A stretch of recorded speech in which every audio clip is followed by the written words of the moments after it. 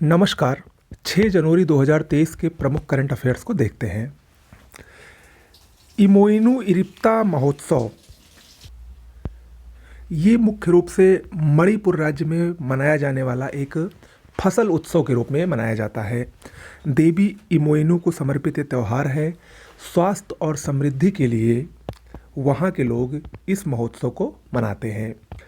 मणिपुर में एक और त्यौहार अभी हाल ही में मनाया गया जिसका नाम है गान नगाई त्यौहार। ये वहाँ के जेलिया ग्रोंग एक समुदाय होता है, वो लोग मनाते हैं, तो इसको भी याद रखिएगा। ये भी महत्वपूर्ण है, परीक्षा में पूछा जा सकता है। अगला है मनोहर अंतर्राष्ट्रीय हवाई अड्डा। ये गोवा में एक ग्रीनफील्ड हवाई अड्डा है जिसका नाम है मोपा ग्रीनफील्ड हवाई अड्डा। उसका नया नाम बदल कर गोवा के 4 बार मुख्यमंत्री रहे और भारत के पूर्व रक्षा मंत्री स्वर्गीय मनोहर पारिकर की याद में इस मोपा ग्रीनफील्ड हवाई अड्डे का नाम बदलकर मनोहर अंतर्राष्ट्रीय हवाई अड्डा कर दिया गया है, तो इसको ध्यान रखिएगा। ओके। अगला राष्ट्रीय हरित हाइड्रोजन मिशन। केंद्रीय मंत्रिमंडल द्वारा इसको मंजूरी प्रदान कर दी गई है। कुल 19,744 करोड़ रुपए का परिव्यय इस राष्ट्रीय हरित हाइड्रोजन मिशन के अंतर्गत किया जाएगा। इस मिशन का उद्देश्य क्या है? इस मिशन का उद्देश्य भारत को हरित हाइड्रोजन उत्पादन में वैश्विक केंद्र बनाना है, जबकि इस मिशन के तहत सन 2030 तक 1,25,000 मेगावाट की नवीकरणीय ऊर्जा क्षमता वृद्धि के साथ हर साल लगभग 50 लाख टन हरित हाइड्रोजन उत्पादन करने का लक्ष्य इस मिशन के अंतर्गत रखा गया है। ठीक है, तो ये इम्पोर्टेंट है, याद रखिएगा, राष्ट्रीय हरित हाइड्रोजन मिशन। अगला मैथिली ठाकुर। ये प्रख्यात लोक गायिका हैं, बिहार राज्य से बिलोंग करती हैं। इनको भारत निर्वाचन आयोग द्वारा बिहार की स्टेट आइकॉन नियुक्त किया गया है। बिहार की स्टेट आइकॉन नियुक्त किया गया है भारत निर्वाचन आयोग, इलेक्शन कमीशन ऑफ इंडिया द्वारा मैथिली ठाकुर को। ठीक है। अगला विश्व की सबसे लंबी नदी क्रूज का शुभारंभ 13 जनवरी को प्रधानमंत्री नरेंद्र मोदी के द्वारा होगा। ये क्रूज उत्तर प्रदेश के वाराणसी से असम के डिब्रूगढ़ तक जाएगी और इस दौरान लगभग 4,000 किलोमीटर की दूरी ये 50 दिनों में तय करेगी।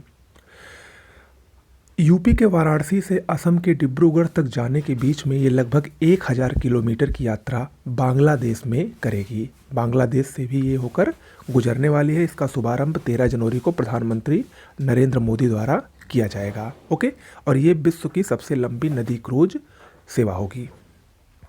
अगला रविंद्र संगीत की दिग्गज गायिका का निधन हो गया। उसका नाम क्या है? उनका नाम है सुमित्रा सेन, पश्चिम बंगाल से बिलोंग करती हैं। ये रविंद्र संगीत की दिग्गज गायिका हैं, इनका निधन हो गया है, ये भी पूछा जा सकता है। विश्व पक्षी दिवस 5 जनवरी को विश्व पक्षी दिवस मनाया जाता है और ये दिवस पहली बार सन 2002 में मनाया गया था। विश्व पक्षी दिवस प्रत्येक वर्ष 5 जनवरी को मनाया जाता है।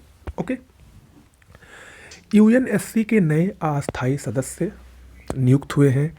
यूएनएससी यानी United nation of security council, संयुक्त राष्ट्र सुरक्षा परिषद, जो कि संयुक्त राष्ट्र संघ का एक सदस्य है, एक अंग है, उसके कुछ नए अस्थायी सदस्य बने हैं। ये अस्थायी सदस्य कौन है? इक्वाडोर, जापान, माल्टा, मोजाम्बिक और स्विट्जरलैंड।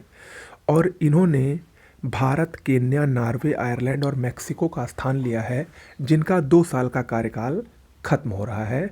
उन्हीं के स्थान पर ये 5 नए सदस्य आए हैं। देखिए, यूएनएससी में क्या होता है, कुल 5 अस्थायी सदस्य होते हैं और 10 अस्थायी सदस्य होते हैं, और उन 10 अस्थायी सदस्यों में से प्रत्येक वर्ष 5 अस्थायी सदस्य बदलते रहते हैं। उसी के क्रम में इक्वाडोर, जापान, माल्टा, मोजाम्बिक और स्विट्जरलैंड ये नए अस्थायी सदस्य आए हैं, जबकि भारत, केन्या, नॉर्वे, आयरलैंड और मेक्सिको का कार्यकाल खत्म हो गया है 2 वर्ष का।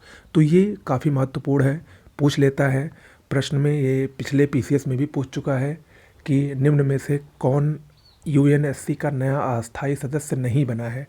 4 ऑप्शन दे देगा, 4 में से 3 रहेंगे, 1 नहीं रहेंगे, तो आपको इसलिए ये 5 याद करना जरूरी है। रट लीजिए, इक्वाडोर, जापान, माल्टा, मोजाम्बिक और स्विट्जरलैंड। ओके, तो आज के करंट में इतना ही।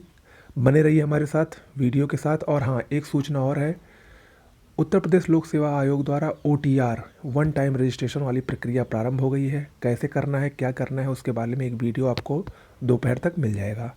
बने रहिए हमारे साथ, चैनल को सब्सक्राइब कर लीजिए। ढेर सारी जानकारियाँ टेलीग्राम चैनल पर उपलब्ध रहेगी। टेलीग्राम को ज्वाइन कर लीजिए डिस्क्रिप्शन बॉक्स में जाके। तब तक के लिए नमस्कार।